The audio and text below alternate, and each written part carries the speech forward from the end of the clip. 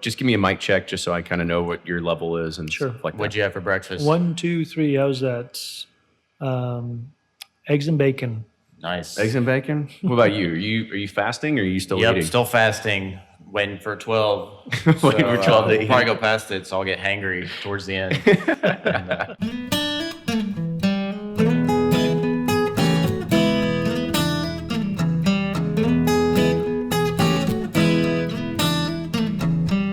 Welcome back. This is episode 194 of Bourbon Pursuit. I'm one of your hosts, Kenny Coleman, and let's go through just a little bit of the news.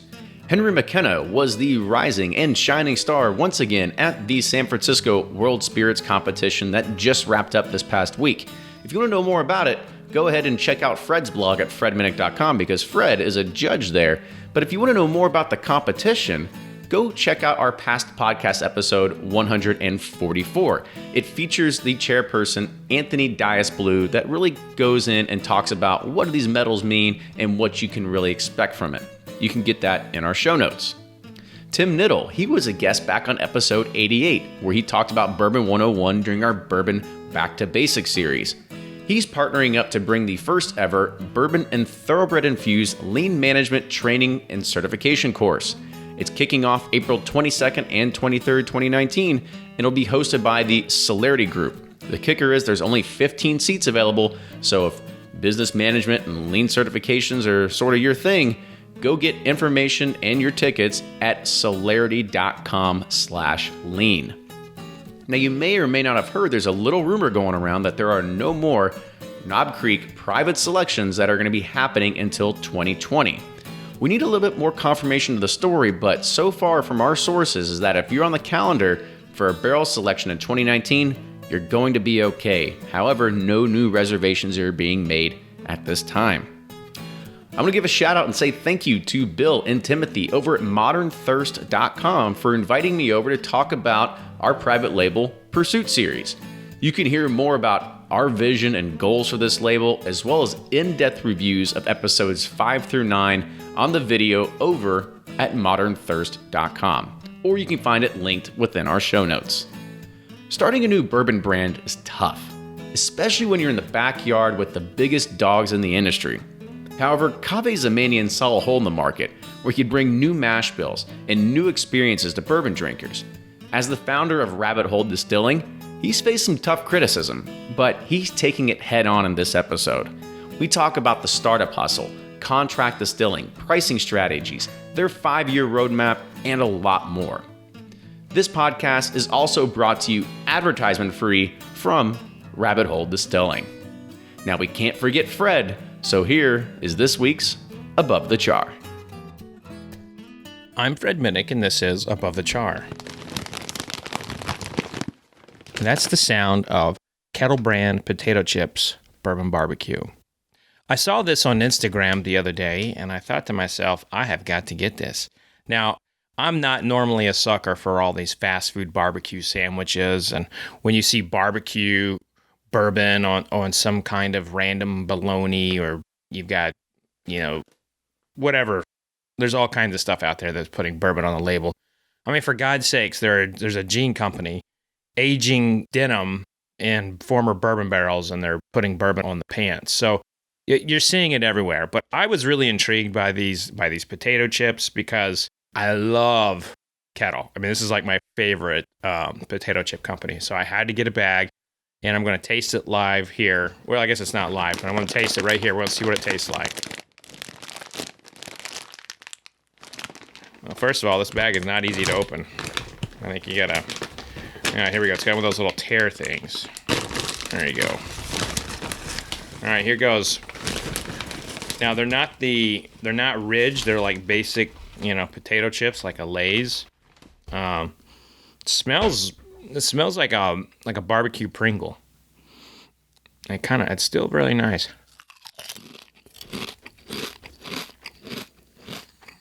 Oh man, I could eat the entire bag of these. There's just a hint of like the bourbon flavor in there, but there's enough that you can tell this is actually bourbon. Like, they tried very hard to have that flavor in there. And a lot of times what I find with these with these fast food companies and these snack companies that try to include bourbon in their product. They kind of get the sweet part, but they don't get that little hint of oak. And there's a little hint of oak in there. Maybe the barbecue kind of helped round that out. But I definitely recommend this for some tailgating. It's quite fantastic. And it's kettle brand potato chips, bourbon barbecue. Yeah. And I hope all companies that are trying to include bourbon in their products, they actually try to give some detail to it, like in terms of the flavor, to make sure that, hey, it actually does taste like bourbon. So that's this week's Above the Char. This is going to be a rare one. I'm probably not going to do many more potato chip tastings, but hey, you never know. If you see some bourbon potato chips out there, hit me up on Twitter or Instagram, and I'll be sure to taste them. Until next week, cheers. Welcome back to the episode of Bourbon Pursuit, the official podcast of Bourbon. Kenny and Ryan here at a downtown location that's relatively new. It's immaculate as well when you start walking through and you start seeing the still and you start walking around. You see all the liquid that flows into the pipes when you touring the facility too. So Rabbit Hole's starting to really make a name for themselves here in Louisville. Yeah, it's been kind of cool seeing, we're locals, and we saw the construction site from kind of a beginning to now what it is. And like, you walk into this place and you take a look around. I mean, it's beautiful. Like most distillery tours, it's an old decrepit building, kind of like with old, it's got funk everywhere. The black and fungus covered on everything. Exactly. And you're like, do I want to walk through here? Is this okay? But you come in here and it's like bright, modern, fresh, like really cool place. And excited, to dive into Rabbit Hole, because not a lot of people, know the story, kind of find out what Kaveh is all about. I'm really interested to get that side of it, because we've seen it from the outside, but we want to kind of get an inside look at what's going on here, because I think they're doing some exciting things and stuff people will get excited about as well. Yeah, absolutely. And as you said that, there's always this uncanny bias that's out there in the bourbon world too. And when people think of a new entrant to the market, everybody immediately has hesitation. And I think that's really what we want to try to do today, is try to dispel some of those myths that people might have about the brand, about the whiskey, about everything that's sort of wrapped up into it. And we're gonna really dive in, because we've had an opportunity to try some of these products before. And I love the rye. The sherry finish is really good as well. And we're gonna dive in not only to that, we're gonna dive into the business. We're gonna dive into, again, some of those biases. So we're gonna touch on every angle here. There's nobody more humble than whiskey fans. They're just really right. They're real accepting and real like, come on in, we'd love to have you. So could tell that to everybody on Reddit and Facebook. Exactly. So with that, do your introduction. Yeah. So today we have Kaveh Zamanian. He is the founder and whiskey maker of Rabbit Hole Distillery in Louisville, Kentucky. So Kaveh, welcome to the show. Thank you, guys. It's a pleasure to be here. Kaveh, first of all, thank you for getting our memo about wearing gray. So we're all, hey, we're blending in. We're blending in. Yeah, we all got that. So, I mean, it was funny this morning. We showed up here. I look at Ryan. I'm like, God damn it! Like, we're wearing the same shirt. We've got T-shirts. We've got multiple polos in all different colors, and then we show up wearing the same thing. It's like, there's 2 concerts this weekend, and so I went through all my festival tees and stuff. So, but anyway, appreciate that's what happens when you guys do however many podcasts you've done together, right? Exactly. You're going to have a match every time it's here. So. We are. I mean, it was funny. You say that it's Ryan's like my second wife, because, well, even my wife says, I think you don't. It's news to you now. She's like, I think you talk to him more than you talk to me. And I'm like, well, that's probably true. I go through the call log, and it's true. It's a lot more. But, so, Kaveh, I kind of want to start at the beginning with you. Like, kind of talk about your introduction to bourbon, sort of, really how you got this bug and how it bit you. Sure. I think the credit goes to my wife. My wife, Heather, is from Louisville, Kentucky. We met about 16 years ago. And even though I was familiar somewhat with bourbon, I really didn't have the depth of knowledge that I did until we started dating. Being a Kentucky girl, she really, basically showed me everything there is in terms of her first passion, which is Kentucky, and second passion, bourbon. Started coming down here in Louisville and really kind of got the bug very early on. I think part of what was really fascinating for me was learning about the history and the tradition of bourbon in Kentucky in particular. I was also really surprised at the time living in Chicago how few bourbon brands were on the market. Now this is looking back, 15, 16 years ago. We didn't have the level of excitement that we do now. So that was really the early part of it. And, being kind of an academic and a practitioner in my old career, I started digging in, learning anything I could learn about the history of bourbon. And that was really the early phase of it, realizing what an exceptional spirit it is, what a beautiful kind of part of Americana, if you would, that not a whole lot of people know about. And I was really struck by the fact that, you go to a bar at the time, you have Scotch center stage, and you got American whiskey, if there is even any, flanked to the side. And it was quite shocking, actually. What was that first bottle that was like, all right, this is like Scotch, move away, bourbon, here I am. I don't know. Have you actually stopped going? Because I think I read somewhere you were a Scotch drinker. So have you kind of like switched the flip the script, I guess you could say, on it? I don't drink Scotch, not even close to what I used to drink, but I'm experimenting with all kinds of stuff. So I'm a big fan of, all kinds of whiskey, be it Irish, Japanese, Scotch, of course, and even you get some interesting offerings now out of India as well. So, we got to stay on top of the game as far as palates, flavor profiles, and things like that. So we're still drinking, but by and large, I'm a bourbon drinker now and American whiskey. So talk to me about the first time you met your wife. Was she sitting there drinking bourbon neat and you're like, oh, this is pretty intimidating? Because I know, like, if I go back to my youth and I try to find a girl that's drinking neat, I'm like, I don't know if I can handle this one. She might be a firecracker. She was actually drinking Old Forester with a couple of ice cubes. And I don't think I've even had Old Forester back then. I think I knew about Beam, Makers, and Woodford was just kind of out. And that was really about it. And then Old Forester was a new kind of intro to me, and that was really the beginning of it. It was a little intimidating, but it was also exciting because, finding a girl that likes whiskey was awesome. It was a really nice kind of back and forth between Scotch and bourbon, and at the end, she won out. Yeah, well, it's usually how it works in every marriage. They always Exactly. win. Yeah, exactly. So what kind of made you want to go down the path of starting a distillery? I mean, it's not an easy decision to say like, oh yeah, like, it's one thing to be like, oh, this is cool, bourbon, this is fun. It's one thing to be like, I'm going to take on a 100-year-old plus industry and like sink everything I can into it and like watch out for me. Yeah, it really was a consumer approach at first, right? So I got excited about it, learned everything I could. As I said earlier, I was a little surprised of how few brands are out there, how few people, especially outside of that kind of Kentucky, Tennessee belt, know about it. And growing up in California, it was a little bit of deja vu with what I experienced in the early days of Napa and Sonoma, right? So Napa, Sonoma, came on the scene with the wine industry, and now we know what it is. And in those days, that was basically the kind of the association that I had, that I thought there's an opportunity here.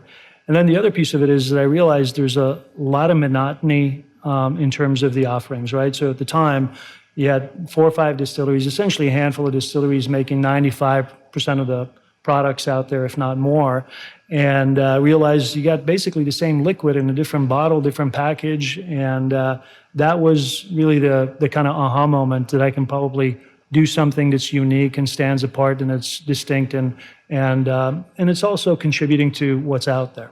So when you think about that and you think, well, okay, and it's true, it's like 90%, maybe it's down to like 90% of the market now is all the same big guys, and they've got a lot of the same juice at different proofs and different labels. But what was it that you really said, like, okay, this is what I want to change? Like, what was that first idea that you had that said, I think this is how I'm going to make my stake in the game because I'm going to change it doing X, Y, or Z? What was that thought?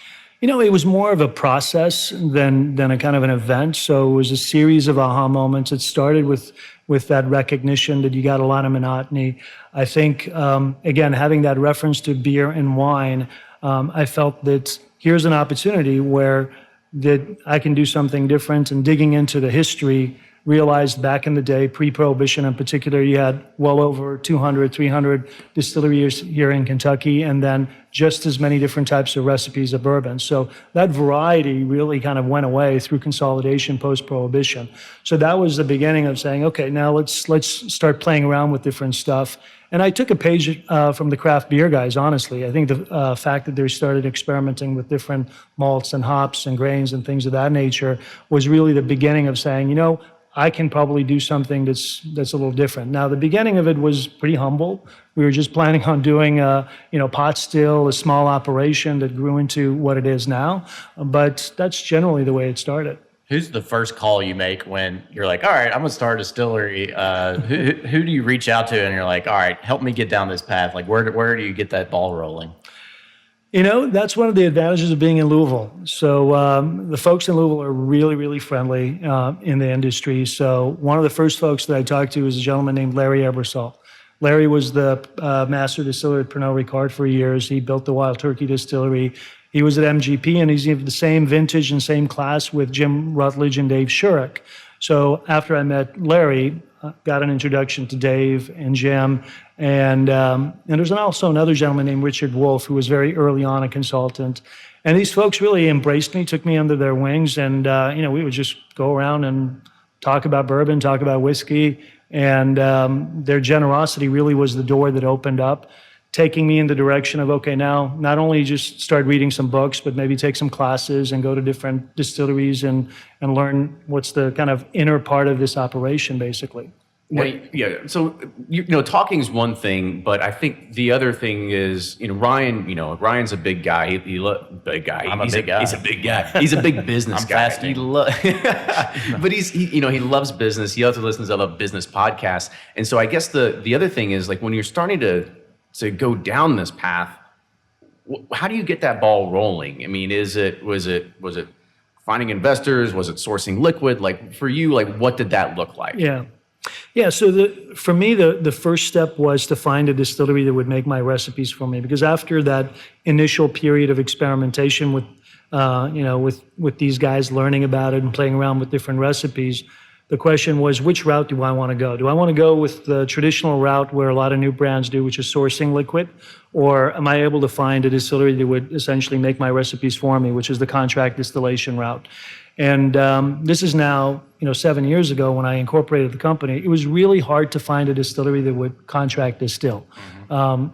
So I was pretty bullish and determined that I don't want to source, because it kind of went against what I just said earlier as far as having the same liquid.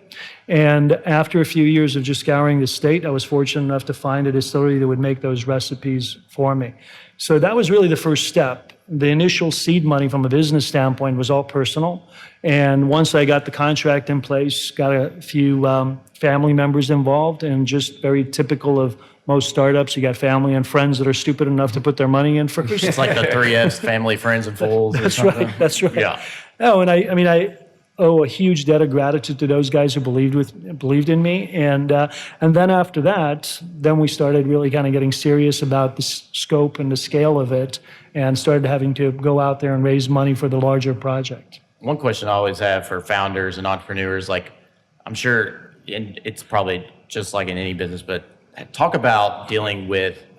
Were people discouraging you to do this, or telling you like this is crazy, like dealing with the no's, like, because when you start a business, a lot of people tell you you're crazy, and there's a lot of negativity, and like, you can't do that. There's a lot of small-minded thinking. How is that?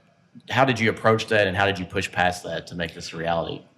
Everybody, starting with my wife, and everybody I talked to thought I'm out of my mind, just candidly. I think, when you look at it from their vantage point, it makes a lot of sense. I'm not from the industry, so how the hell am I going to go out there and make something work, and on top of it, raise the money to do it? But I think the first person I had to really kind of gain her favor and approval was my spouse. Without your family, you're not able to get something like this off the ground. Once she was behind my and supporting me, the next step was to go out there and start talking about what the vision is and what the plan is. More importantly, I think probably what helped me get over the hump was these gentlemen that I mentioned as part of my kind of consulting crew, if you would, and being able to get that initial contract distillation that allowed us to basically go out and say, look, guys, this is for real. We're not just kind of dreaming here, and we got a recipe that's unique, and we want to build on that. How do you outline expectations to investors? Because it seems like if you have investors and board, they're always going to butt their nose in and be like, we need this X return, we need it by this day, we need this is the way. Like, how do you outline those expectations and then follow through with them? You know, it's a challenge. I think you can lay it out as beautifully as possible, but it just as you pointed out, reality and what your investors want are two different things. And the landscape especially changes. In the bourbon business, especially in the bourbon business. I think part of it is also, for me, it was luck, right? The timing is right. I started in 2012. That's when we incorporated Rabbit Hole. And it was a time when still there was a lot of ground to cover, and there's a lot of folks excited about what we're doing. And they felt that, especially a lot of the Kentucky folks that joined our group, felt that they want to be a part of it. There's something meaningful here. And then we got the ball rolling. But even in the last 5, 6, 7 years, the landscape's changed dramatically, right? I mean, you guys know we have over 3,000 distilleries now in the U.S. So there's a lot of new brands coming on. The competition's affecting everything. And as a result, that beautiful pro forma that you put together 7 years ago is not the same today. Do you think it's easier for someone to, outside the state of Kentucky, to kind of build a distillery and kind of, like, they always talk about own your yard, own your back turf. And so talk about, like, how difficult it is coming into somewhere like Louisville or Kentucky where this is the birthplace, or, talk about that. Yeah, for us, it's an advantage, right? I think I wouldn't build a distillery anywhere else personally. And the reason being because I want to be with the big guys, and I want to be essentially in the major league. So for us, Louisville and Kentucky represents that. With that said, I think there's a lot of great craft distilleries that have popped up around the country, and they're doing amazing things. I think for me, the distinction is, are you able to make your own liquid and do it in the quality and consistency that you want and really stand on your own as an authentic brand? The problem that I see, and this is one of the issues that I see as one of the, I guess, things that we got to watch out for, is that a lot of these distilleries are relying on sourced products, usually from Kentucky, Indiana, or Tennessee. And once they go online with their own liquid, without that expertise that Louisville and Kentucky has to offer, as well as the seasonality and all the other things, it's a question mark how good that liquid is going to be. Mm-hmm. I mean, was that one of the big reasons why you said, I'm going to go and build a distillery? Because maybe if you knew that you were going to go down a sourcing path, like, that's going to run out at some point, and the product's going to change. I mean, I'm not going to name any names, but everybody out there that's very affluent in the bourbon community, they know who are, they had really good sourced MGP whiskey. They ran out, and now they're struggling. So is that one of a motivating factor behind doing it, or is it just because, like, I wanted to own my own product? It's a combination of the two. I wanted to own my own product, but at the same time, I felt that consumers are getting wise, right? We're only a Google away from the reality of who's behind the brand and what's in the bottle. And I think if you're trying to build a sustainable brand, you have to be true, you have to be authentic, because the IQ level of consumers are a lot higher than it was 10, 15, 20 years ago. That's just a reality of it. So for me, the vision was, make sure you're authentic, you're not bullshitting, and you really design and build a place that people can come in and see it soup to nuts without any smoke and mirrors. And that is going to be the model for a sustainable brand. Speaking of the Google away, and I don't know if there's an NDA in place or anything like that, but can you disclose the source of where you were contract distilling? Personally, I have no problems disclosing that. The distillery that we partnered up with, they have an issue with it. Okay. I don't think it takes a whole lot to figure out where we actually distilled our products. Why do you think that is in this that industry, though? Like, why are there, I don't know, it seems like a distillery would want to know that, hey, my product's in that bottle and I helped them start, just to bring more attention back to them. Why do you think that is in this industry? It's a good question. I think that's kind of the way it's been historically for me, and we've had this discussion with those guys before. I'm in that camp. I'm in the camp that you just mentioned. I would be super proud of making that liquid because it's exceptional liquid, and I would want to shout it off top of the rooftop. But for some reason, I think some folks are kind of still thinking about it in the way the old guards did, and they want to be very protective of that information because back in the day, there was a lot of horse trading, right? Yeah. And, what we're doing with Rabbit Hole is trying to, in some ways, pierce through that old way of approaching it. If there's anything about bourbon, they really embrace change. That's right up their alley. That's the first thing you think of. Yeah, we're not going to change anything. It's been 100 years. Nothing's gone wrong. Don't fix it. And so, I kind of want to talk about the juice and liquid itself, right? Because I think there's some people that might not know it. So kind of talk about first, like how you came up with your mash bill and your grain recipe, and then, what you're doing today with either the sourcing of the grains and everything that goes into the product itself. Sure. Being a Scotch guy initially, I've always been fascinated with malted grains. Like I said, a big fan of craft beer guys. So started looking at different types of grain bills and mash bills and different types of malted grains. Determined that malted grains are a little bit more expensive, but at the end of the day, they're really Can you explain for interesting. a new person, what's the difference between a malted grain and like a regular grain source? Yeah, so basically, the malting process is a process where you essentially, it's depending on who's doing the malting, slightly different variation, but essentially you trick the grain to start budding, essentially, but then you stop that growth process. And what it does, it allows a lot more of that enzymatic reaction that you want in the cooking process and the fermentation process, but also brings out some really interesting flavors. That's number one. The other thing is that, and I'm not an expert in this by any means, but there's at least a couple of groups here in the country that are doing some phenomenal, interesting experimentation with different types of malting processes where what they do is they're bringing forth different types of flavors with different types of malted grains.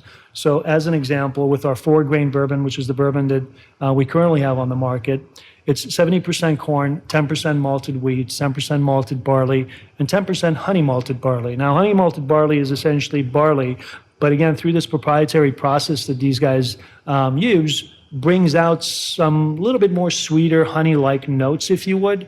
And they have a whole range of other type of malted grains like chocolate malt and so on and so forth that we started experimenting with. And for me, that first bourbon, we have 4 recipes of bourbon right now, by the way, but the one that's currently on the market was really a nod to my affinity or love for Scotch. Because it's 20% malted barley, and thought that here's a personal touch on it, but also at the end, I wanted to have a little bit more of an approachable bourbon, softer, that allows some new whiskey consumers to come to the fold. I'm glad you said the honey thing because I'm a fan of Honey Nut Cheerios. Like regular Cheerios can just get out of here. So when the bourbon goes through the comb, kind of touches it, gets a little drip off of it. One question I had: so when you're picking your mash bill and like deciding these are the flavors I want, how do you determine because you're tasting it at new make, and how do you know that those are going to translate years down the road? Do you have someone helping you to determine that, or are you just this is... Honestly, that's the risk. Yeah. That's the risk. You don't know what the heck's going to happen 3, 4, 5 years from now. And with that recipe, I remember sitting in front of Larry, and we were just chatting about what I want to do. And he said, well, you've had a couple of weeks thinking about this. What kind of mash bill do you want to, run first? And I shared with him this idea, and he just paused, which was probably the most frightening 30 seconds of my life, because I thought that, this guy's going to say this is crap. But he came back and said, look, this is interesting. Let's give it a shot. And that was the first run. But honestly, the most scary thing about this proposition was that, because we laid down a lot of barrels, 2, 3 different recipes. We didn't know how it's going to come out. And that's the risk, and that's the gamble, and that's partly the stupidity of it, because it's easier to go out there and source what you know rather than not knowing how it's going to turn out a few years down the road. Sure. And the other thing is you have also been recently added to the official Kentucky Bourbon Trail. So kind of talk about what that means to you and to the Rabbit Hole family. Look, it is a huge They gotta feather in write our checks. cap. No, I'm kidding. The KDA loves their money. That's very true. We all know that. It's a huge feather in our cap. First and foremost, we got now a seat at the board, which means that we are able to contribute and have a conversation with the big players about what's happening in our state, what's happening in our signature industry, and more importantly, have a say in the matter, right? Which is fantastic for a newcomer to join this stellar team with the tradition and heritage that's around the table is just surreal, and has a huge impact for our team here at the distillery, because now we're planning, I think we're going to be hitting somewhere between 20,000 to 22,000 people coming through our distillery this year. That's huge, not just on the revenue side of it, but more importantly, the opportunity to showcase what we're doing and hopefully get some advocates in the process is really exciting. Yeah, I mean, you are going to, I mean, it's a challenge, right? I mean, I don't know. Do you like to be molded into a quote unquote craft distiller, or do you think that you're beyond that now? You know, I love the word craft when it applies to attention to detail. I think whatever you're building, as long as you're attending to those finer points, that to me is craft. With that said, we're at a category now, we're producing basically 1.2 million proof gallons. That's approximately 20,000 barrels, right? So officially speaking, we're not in that kind of a smaller distillery bucket anymore, but every bottle is a small batch, right? So we basically harvest about 13 to 15 barrels at a time. And that's, truly a small batch release. Almost every bottling that we do is small batch. So I like to think that from that standpoint, our attention to detail is still part of that craft movement. But we have aspirations to be big. We want to be a national player. We want to be the next big spirit company out of Louisville, Kentucky. Do you want to see TTB actually define the word small batch? Because even today, a Jim Beam light label can technically be a small batch. Yeah. Like, would you want to see that sort of change happen? I think it's an interesting point. I would probably, before that, would like to see TTB differentiate better bourbon versus finished bourbon or finished whiskeys. I think that the camps out there are probably divided a little bit. I think that we can probably take a page from our colleagues across the pond. The Europeans have been really dogged about provenance and making sure the integrity of whatever spirit it is intact. Now we are at a point where there's a lot of finished whiskeys or finished bourbons out there. And to me, once you put something in a secondary barrel that's not New American oak, it's no longer bourbon. Now, there's nothing wrong with it because we have a PX finished bourbon that we're very proud of and very excited about. But I think in order for bourbon to remain bourbon, TTB does have to get to a point where there's a greater clarity between what is bourbon and what is finished bourbon.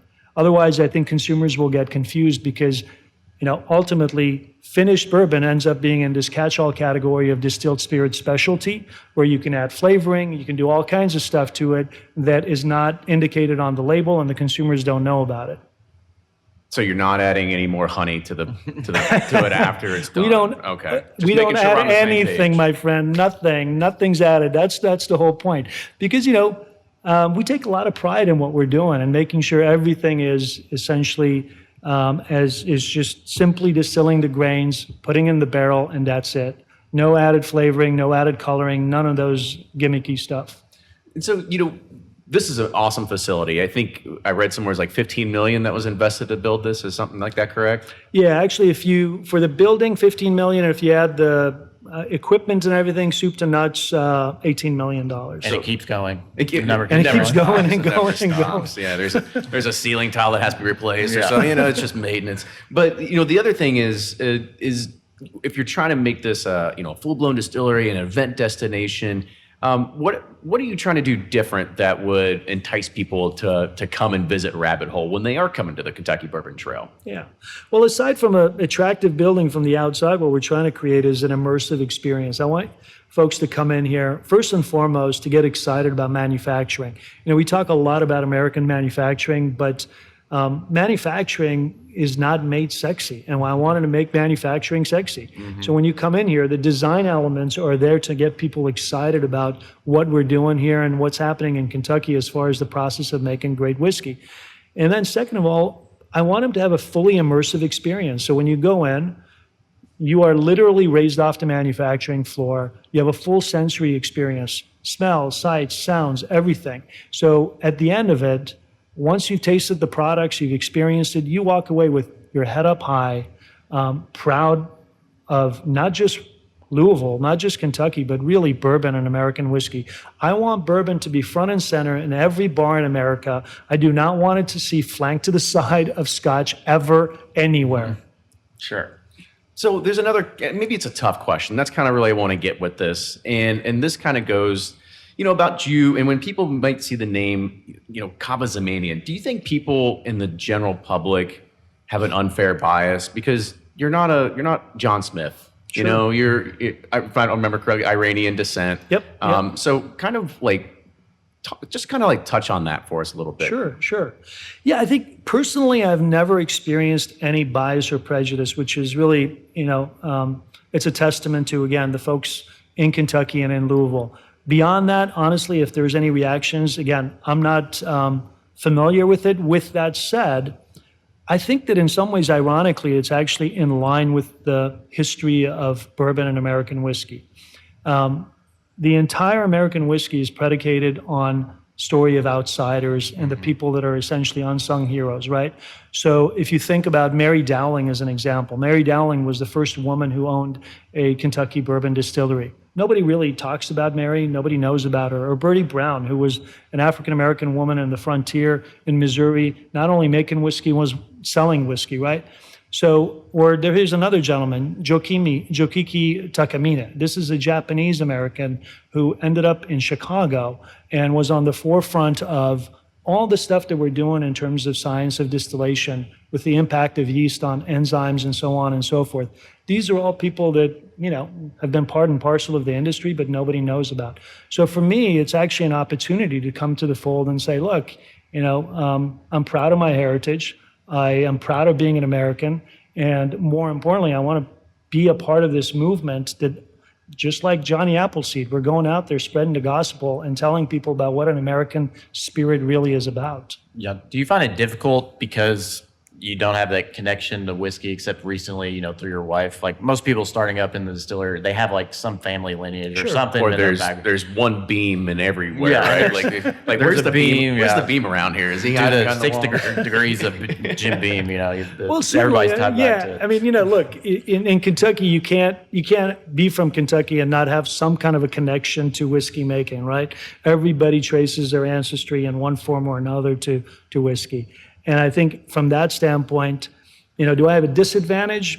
I don't know if it's a disadvantage because I think in a lot of ways, sometimes in any industry, coming from an outside perspective, it is an advantage on its own, right? So for me, as an example, we decided to build an urban distillery. We decided to build a distillery and design a package that's a little bit different because we wanted to bring a different perspective to the fold. With that said, we are building on the shoulders of giants here. The tradition of Kentucky is bar none, and we're really proud that we've been embraced to be part of this group. So with that said, it's something that I think is part and parcel of who we are, and I hope people get to know us and judge us for who we are rather than what their perception is. Sure. So Go ahead, Ryan. Well, I was going to say, so you have a psychological background, right? Yeah. So can you talk about or give us a breakdown of your study of the bourbon consumer and the outlay? What is the mindset of a bourbon consumer to you? No analysis of you here? No. Okay. I'm not doing this selfishly. I'm just for our fans out there.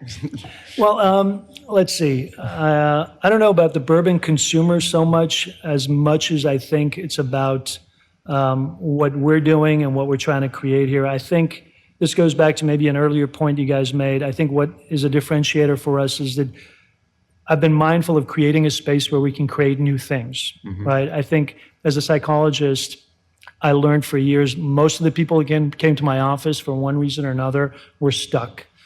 As human beings, we need to create. It's all about love and work, loving your family, friends, or finding something you're passionate about. And if you don't have that, you fall ill. I mean, it's a real traditional, classic psychology kind of theory where we don't produce something, do something you love, you're prone to falling sick. So my passion has been to do something that's new and original, and I've been fortunate enough to have the expertise to create a space where other young, vibrant, excited people that want to be part of this have joined me. So we got a really different approach even to making whiskey. We do not have a master distiller as an example. We approach it as a collective effort. Now, this is really a lesson I learned from people like Larry and Dave and Jim, From master distillers? From master distillers, who will tell you that's the cockamamie title, right? Yeah. I mean, Jim would basically say, look, I never put a liquid in a bottle without my entire team having a consensus before it goes in. And I would never even consider not acknowledging the guy that made the grain selection to other folks who have been part of the process to maturation.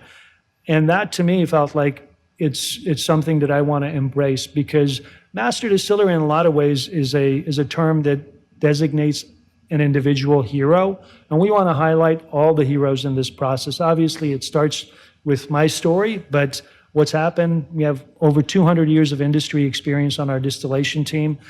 These are guys that are all contributing, right? And they all deserve kudos. So you're talking about the disruption, or people like in the new. In any business, you have the first. It's kind of like a line, or they call it the long tail. Like you have the first people that. I'd say the bell curve. You have your early adopters. Yeah, you have the early else, adopters, and then you got the laggards. Exactly, and then you have the people that wait to see, okay, what's going on. So who are your first early adopters? Who have they been for Rabbit Hole? And kind of the two people, my chief marketing officer, Michael Motamedi, and Cameron Talley, our head of operations. They're number 1 and 2 hires for us. Michael was in Toronto. He was at that time just finishing up a stint at MasterChef Canada at a couple of restaurants there, and an entrepreneur in heart himself. And called him up, came out here, told me I'm batshit crazy for wanting to do this. And a week later, he moved out. Cameron Talley. Cameron was he's a master's in chemical engineering from U of L. Was at Wild Turkey. He actually was on the same team with Larry, who built the Turkey distillery, and then went to Brown-Forman for a couple of years. He felt that he wanted to spread his wings and do something different. So when we started designing and developing the distillery, he joined us too. Those guys were number 1 and 2. They really took a chance on me. And without them, we wouldn't be here, for sure. Well, yeah, that's awesome. I was more wanting to know who have been those early adopters as far as customers. Like who is Rabbit Hole? Who's been embraced by? Who are you like going after as those early disruptors? Yeah, as far as consumers are concerned, I think that it's been a combination of like folks like on the other side of the bar, right? Dave Kaplan and Alex Day from Death & Co. were folks that we talked to years ago. Aside from the distillation guys, I wanted to make sure that folks that are on the front lines of essentially pouring and serving this product are behind us. So those guys came in, and I wanted to make sure that that community is able to taste our products, give us their nod of approval, their feedback, whatever. That was really the beginning of it. And, there was people that liked it, and there's people that were not too crazy about it. I think we had the kind of the range, if you would.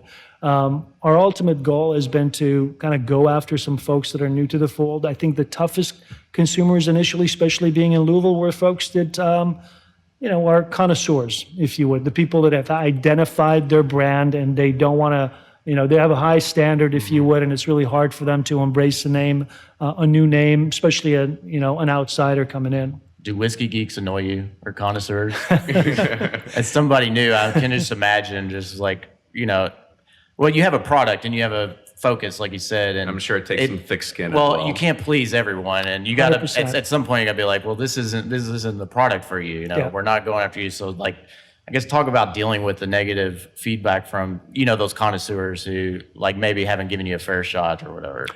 Yeah, 100%. I think that the early year when we released, we had some kind of back and forth with some of those folks that were commenting on social media or other platforms. At the end of the day, just as you said, we knew that we're in it for the long haul, and that we're going to have critics, and there's nothing wrong with that. We're not going to be everything for everybody. What we have to stay focused on is making sure we produce quality and distinct products. And that's it. I mean, be who we are. I'm not going to be able to be somebody I'm not. And they're going to either like me or they're not. And either way, it's okay. For me, as long as you're drinking bourbon, it's okay. It's all good.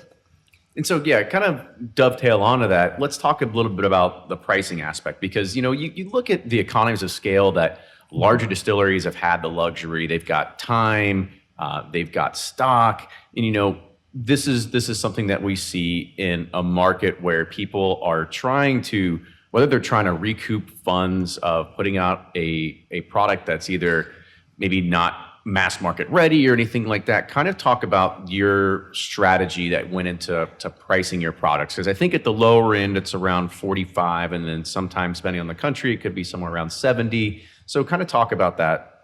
Yeah, the range of the product prices is somewhere in the mid to late 40s, and then for the sherry caskets in the 70s. We did a competitive analysis essentially with other emerging brands and other brands that are kind of in that same vein as we are. And that's where the pricing really came to be. Now, add to that the fact that be it the grains, the barrels, the process in terms of even putting in the barrel at 110 proof rather than 125, putting the bottle at 95 proof rather than a lower proof. Barrels that are essentially not only charred, but toasted and charred always, wood fire rather than gas fire. Those are all elements that went into our overall thinking of where do we position this.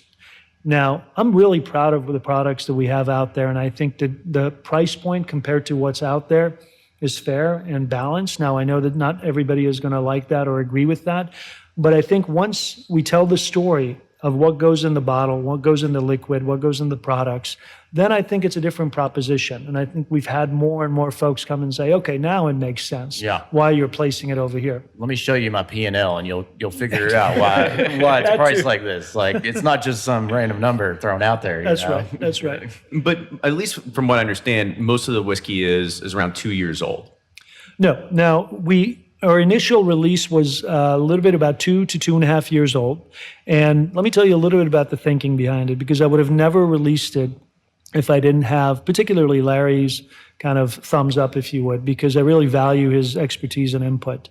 Our liquid, given the combination of being distinct and also the way it tasted at the time, we felt that it's a good time to release it for a small local market. So initial release was essentially just in Kentucky and Illinois.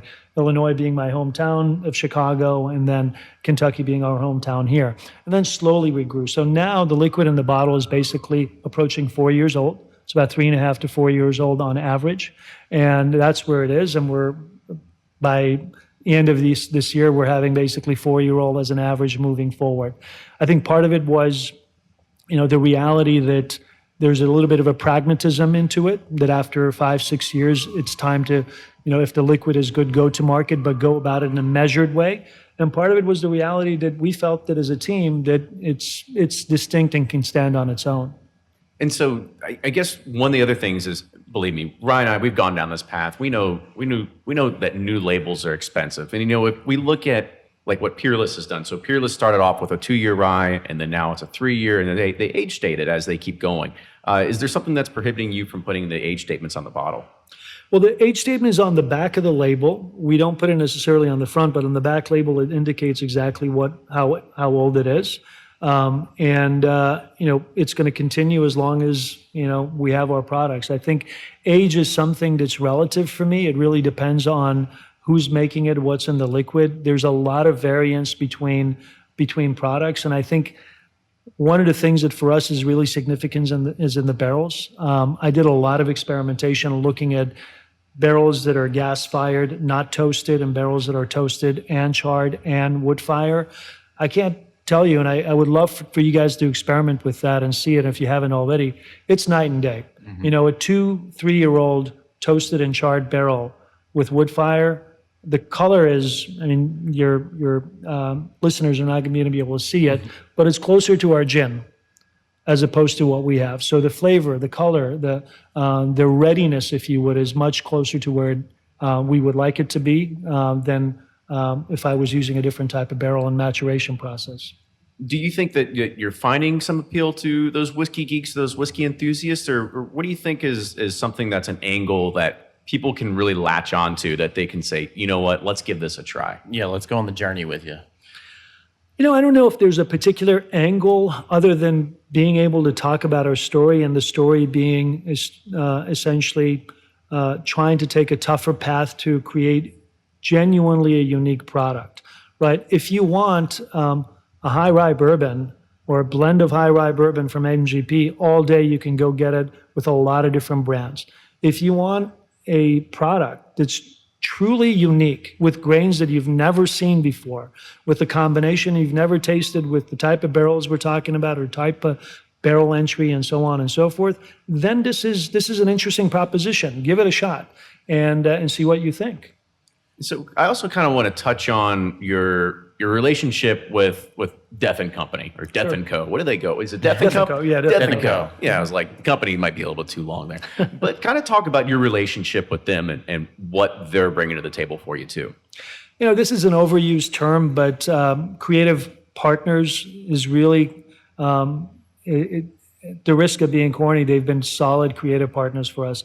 I think first was getting, in some ways, the approval of people that we really respect in terms of their palate and taste and aspirations within the industry. And then secondarily, the realization that we actually work really well together, right? So they came here and we have had a lot of interesting discussions and sessions about what do we want to do in terms of making sure that more people discover bourbon. So for most consumers, cocktail is the first entry point, right? Given their age and circumstances, not everybody goes to a sipping experience out of the gate. So we wanted to have the best, or one of the best cocktail makers out there to really partner up with us to showcase our product. And that was the thinking behind it. That was also the thinking behind making sure that the products go in the bottle at a higher proof in order to make sure that the flavor comes through, even if you mix it with other ingredients. So I'm going to take this on a different angle because it's kind of funny that, you talk to a lot of master distillers, you talk to a lot of brand ambassadors, and they all say you've got to tailor to those people that are behind the bar. Because they're the ones that are pouring your product. They're the ones that are doing this. They're selling it for you. They are. They're on the front lines doing this, the hard work for you. However, on like the whiskey geek side, they're like, oh, okay, well, I'd rather have a product that I can sip neat. So, do you think that maybe there was there's some confusion or there's some butting of heads in these whiskey geeks that say like, okay, like, am I more tied to a product that's really marketing themselves for more of the cocktail industry, or am I getting a product that I can really like sip whiskey neat? For me, honestly, guys, if I think about consumers, be it the whiskey geeks or other folks, I'm on the wrong track. Seriously, because I'm going to be subject to the will and whim of people's opinion and perceptions, and some of it could be just fad. I think in any industry, if you really want to make a mark, you got to be true to what you believe in. And, sometimes it's a gamble. It might not pay off. But I think that's kind of the way we're approaching it. At the end of the day, we feel that the products have to stand on their own. And it's about celebration for us, right? To me, making whiskey or making spirits, really spirits is the best of humanity. So if you look at around the world, every culture, every nation has its own version of a spirit, right? That's one of the things that's kind of a binding experience for us. So, as long as you're sipping it, as long as you're enjoying it, as long as you're consuming it in any shape or form, be it in cocktail or not, that's to me what's important. I don't want to be a snob about saying this is the only way you can drink our bourbon or should, because, it's all about bringing people together. And if you're able to do that and enjoy it, again, on ice or without ice, with whatever mix or no mix, that's okay by me. Yeah. Sure. So, you say you don't care what people think, which you have to have that to be an entrepreneur. But what do you want, or the story to people should they tell themselves when they look at your product and they see it on the bar? Like because when you see a brand or something, there's something connected to it. What do you think that is for you guys? So don't get me wrong. It's not that I don't care about what they think. I'm not going to allow people's comments on social media to change course, Absolutely. Right? You can't. Yeah. No, exactly. But because otherwise you'd be going 50 different directions. 100%. One day somebody says this, and then you're like, 100%. You pivot 6 times a day. Yeah, that's right. With that said, I want them to see Rabbit Hole as synonymous with innovation, quality, and making distinct products that are genuine. That's what I want. I want them to know us long term as a company and a brand that we're here to make good quality spirits, particularly quality whiskey. That's the main objective. So speaking of long term and objectives and business again, when we think about the money that's being put into the distillery, your long term goals and aspirations, are you looking at this as an opportunity for generational sort of continuation, or is it saying, don't get us wrong, like if somebody wanted to buy out this podcast tomorrow, we'd be like, all right, sold, like write us the check. Yeah, because a lot of people seen, like High West or Kentucky out, and they're enthralled with, and investors especially are like, let's get in the bourbon game, build a brand, and then let's exit, sell it, cash in. So what's your BHAG? What's your big, hairy, audacious goal? Yeah, if you're asking me what I want, I'm looking for a multi-generational legacy brand. That's what I want. I want this brand to stand long after I'm gone. Now, with that said, are we going to entertain or talk to strategic partners? I think it's likely because be it on your own or with partners, the reality of sales and distribution in today's market is that the big guys have learned from the craft beer and the wine movement where they're not complacent anymore, right? They're putting a lot of dollars and a lot of support behind it. So it's tougher for an emerging brand or a small brand to get the share of mind of distributor and ultimately the consumers. Every position placement in that back bar, in some ways, you got to fight for it. It's a battle, right? And that requires money. So we've decided to do something I think unique. And this was the original idea when I was kind of in that entrepreneurial business side of it, where we designed a distillery where we have the capacity to be able to do what others did for me in terms of contract distillation, right? It does two things. One, it brings really genuinely people that want to do some interesting different things, and I want to kind of give back just like they gave me the opportunity. The other thing is that revenue is going to be really essential for us to be able to develop a robust plan so we can make sure Rabbit Hole can actually be out there and compete with the big brands. So I can, get to my vision of having a long-term, multi-generational brand. So you spoke earlier about, contract distilling, the NDAs. Do you make your, people purchase you? Are they allowed to explain where the source is from? We're very proud of anybody who wants to talk about what we're making for them. And generally, the variance is on what they want. Some folks talk about it, some people want us to talk about it, some people don't. But the other way around, absolutely. I don't have any problems in any of the folks that we're making whiskey for to be able to go and say, hey, Rabbit Hole's making our whiskey for us right now. Talk about roadmap a little bit. Let's talk about what's the business going to look like here in 5 years. What are the products going to look like in 5 years? Kind of see, give us an idea of what's going to be happening here in your home base, as well as what consumers out there can expect to see on the retail shelves. Yeah, so the different bourbon recipes that we were talking about earlier, one of the things that we're going to be doing in the coming years is beginning to release different types of bourbon out there. So we have the 4-grain right now. We have a high rye that's coming out sometime third quarter of this year. So that's like the next line extension, if you would, that we have. We are also doing some finished products, but with that said, part of what we're working on right now is a new packaging architecture, because I really want to make sure that there is a distinct difference between our bourbon and rye whiskeys, straight bourbon and rye whiskeys, with our finished bourbon and finished whiskeys. I don't want to confuse the consumer, so we're working on a different package so we can clearly distinguish those types of products and begin to roll out some of these new bourbon recipes in the coming years.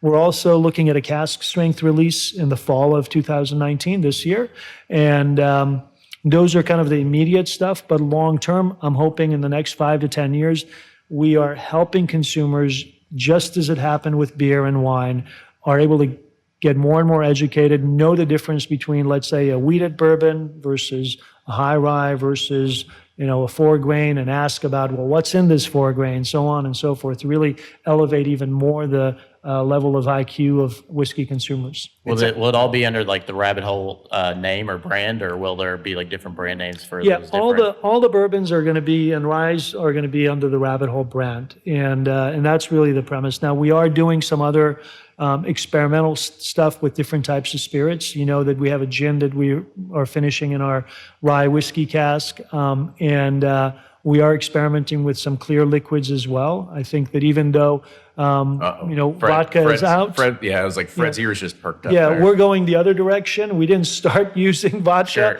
but I think vodka is a pretty versatile product, and I think if we can, just like the gin, do something unique and put our own fingerprints on it, we're open to doing that. So that's kind of in the thinking phase right now as well. Yeah, I mean, I see that as a good connection with Death and Co. Because you're now covering a breadth of different products that can go into the cocktail experience, if you will. And I think when you get to that point, you're going to have even more age on your whiskey, and people might be gravitating it to more people that are our types of followers that are. They're used to age statements. They're used to big, bold flavors, that sort of thing. Sure. So it's going to be interesting to sort of see that sort of play out. I mean, absolutely. And is that Death and Co. sort of like you talked about a partnership? I mean, you can continue seeing that to not leave here anytime soon. I don't see that leaving anytime soon. I think without getting into the details of it, let's just say that we're working some interesting projects together, and some exciting news to release hopefully in the coming months. And then, so kind of like one of the last things I want to give you an opportunity to kind of talk about here is the experience. When people come to the distillery and they see it for the first time, what are they going to expect when they walk through these doors? What are they? I know that you see the gift shop, but like beyond that, talk about the cocktail experience upstairs. Sure. Talk about all those different things. Well, the first thing that happens when our guests walk in, they're greeted with a glass of bourbon. You don't have to wait till the end. You do not have to wait till the end. Isn't that the worst? You go on a tour and you're like, you're smelling, you're seeing, and then you're like, well, can we try it at some point? No? Okay. Yeah, you don't have to wait till the end. The way we look at this is you're coming to our home. And just as you greet a guest coming to your home, we're going to greet you with a glass of bourbon, just a small shot to kind of get the taste buds going. You go through the tour experience and hopefully you kind of take everything in, soak it in, and see that full transparency in action. And then you land in the overlook. The overlook is essentially literally overlooking the distillation atrium, and it's all immersed in one room. So you're sitting there and you can have a very relaxed and kind of leisurely, if you would, tasting experience. So we take you through all the products. You get a taste of all 4 products that we currently have. And then afterwards, we don't rush you out the door to get you to the gift shop. You can hang out there. This is where the Death & Co. kind of cocktail experience comes in. And we also have a stellar bar manager now who joined us from the Aviary. And these cocktails up there are phenomenal. I love the Aviary. Oh, my God. It's a great bar. We are so thrilled to have Jordan with us. Can they recreate that old-fashioned ball? They're like, have you had that at the Aviary? I have. Okay. I have. And look, we had a dinner the other night, a 4-course dinner, and Jordan it was a slam dunk. It was unbelievable, the concoctions that he had made. And this is the kind of stuff that you expect to be able to experience at Rabbit Hole. And after the tour, sit out there, enjoy the view downtown. Yeah, you got some great views of the city and the river. Yeah. I mean, do you look at it as more of like a higher end experience too? Because it's not like you're going to the tasting room at Heaven You're Hill. not in a bucket. You're not exactly. I mean, do you picture that as more of like an elevated experience when you come here? I think elevated is a good word. I would also add that consciously we didn't want an academic experience, right? We didn't want you to come in and feel like you're sitting in a classroom and you're going through these tastings and this is what we want you to. We wanted you to enjoy yourself and have fun, basically, and not be rushed out the door and buy your bottle and get out of here. Sounds like your tours are a lot like your parties, because Rabbit Hole's been known to throw some awesome parties and events. Well, wait till you see our Derby party this year. It's going to be phenomenal. Oh, nice. We are looking. I have a Derby party. Don't compete with me. Oh my God! No, I didn't know that. Well, no. We do it on Saturday night. Oh, perfect. Saturday night. We're trying to be like the closing party for the Derby. So after the race, we should have a spectacular event here. Very cool. And there's the other thing, because Ryan's a huge cigar guy, and I know you all have a connection with is it Camacho? Who is it? What's your cigar company that you? So we are with the Scandinavian Tobacco Group. They have Macanudo, Cohiba. They got a Yes, whole yes. bunch of amazing brands. They're actually the largest cigar company in the world. And they approached us about doing a kind of a barrel finish cigar. They have a brand called Whiskey Row. I don't even know how the heck they got that name, but it's part of their Diesel portfolio. Diesel, that's what I was Diesel, thinking of. that's Yes, right. And that's so it's the name. Diesel Whiskey Row. And, it was an amazing partnership. We basically sent our barrels to Nicaragua. And the first version was in our bourbon barrels. It was such a huge success that they've come back, and now they're doing a line extension with our PX Sherry finish. And it's a partnership that we're hoping to be able to continue. And it's a way of actually going towards the direction of some of those consumers that like to do the cigar whiskey pairing. Typically, some of the connoisseurs, if you would, that are in that kind of mode of a higher end experience of that sort. And it's been pretty phenomenal. Yeah, it's great because it's good to hear that side of the story of the cigars, because you can go other distilleries and they've got their cigars that are in the glass tubes, but there's no story behind it, and I think that's what you really bring to that experience, is that there is a story there. Yeah. No, I think that's the stuff. And I'll give you guys a teaser on something else. That we're actually working on a project with a Scotch distillery, which I'm really excited about. Again, it goes to this kind of long-term partnership with other brands. So what we're working on is that we are hand selecting a barrel here in Kentucky, and we're going to age Rabbit Hole bourbon a minimum of 5 years in it. Then those barrels, once they're harvested, are sent to Scotland, and they're going to be aging their Scotch in it for another 5 to 6 years. And, it's all about our collaboration and, most importantly, weaving a story together that has been going on for generations, right? The story of how barrels are made here, brand new American oak. We use them and we ship them to Scotland or Ireland and they use it. So that connectivity is really part and parcel of our effort to elevate American whiskey and be able to get it on everybody's radar and get them excited about the community that's part of the spirit industry. Absolutely. And I think that's going to wrap it up for this, because this was an amazing opportunity to get more about you, about the business, about the product, about cigars. We kind of the parties. We hit on everything, didn't we? Yeah, I hope what I came away with today is I have a huge amount of respect for entrepreneurs and people who take risks, because it's like you said, it's insane. It doesn't make sense to a rational person. And so as I sit here and talk with you, I can see the passion and the wear and all this that I've been through myself with starting, and you're on a much bigger scale. So I have with the utmost respect for what you're all doing. And I hope that this story and this interview will kind of help listeners be able to connect that to when they see a bottle of Rabbit Hole, that they just don't see, oh, that's the new player that's trying to capitalize off the market. Yeah. They see that entrepreneur, the hustle, the grind, trying to get on that bar. And I hope that people, because I can see it in you right now. And so it's been a pleasure. Guys, I thoroughly appreciate it. I appreciate you guys coming in, giving us a chance to talk about what's really behind the bottle, and giving your audience a glimpse of what's happening inside our distillery. And I hope that it's an opportunity for them to get to know us a little bit better. Hop and on the hopefully train come with down. you, There you go. Jump on the Rabbit Hole train. That's right. Jump on the train. Yep. Actually, that's one thing we didn't talk about. The name Rabbit Hole. Talk about where it came from real quick before we close it out. Goes back to my wife. She kept saying, I'm going to take the family down the rabbit hole with my cockamamie idea. It took a good year to persuade her to do this. So, but the name goes to her. And, at the end of it also is that I think about it like the spirit of Alice, right? Alice was sitting there, and how many of us would chase a crazy looking rabbit down a hole? You I thought you were going to say a crazy woman. I was like, I don't know. I've chased probably a woman in my days. but that's an entrepreneur spirit. You got to go after it. You got to go after your dream. And we hope that in some ways Rabbit Hole is also a source of inspiration for other people to find out what they want to do and go after it. Just put their back behind it. Sure. Well, speaking of the name, I'm going to look forward to maybe here in 10 years we'll share a glass of old Rabbit Hole or something like that. Something like that when it's very, very old Rabbit Hole. Very, very old Rabbit Hole. So, Kaveh, I want to say thank you again for coming on the show today. I also want to give an opportunity for people to, if you can find Rabbit Hole on pretty much all the social media channels at Rabbit Hole, but kind of give people an idea of where you are located in downtown Louisville when they want to come and see the experience and visit the distillery as well.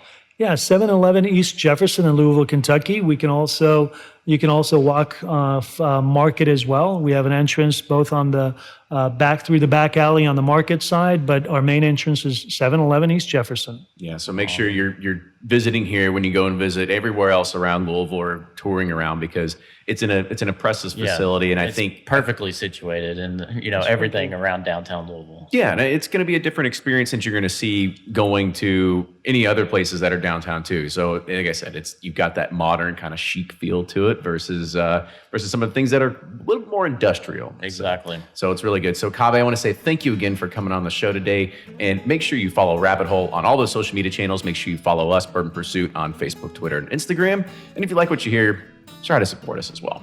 But with that, I want to say, Ryan, Kaveh, thank you again for joining us today, and we'll see everybody next week. Thank you, guys.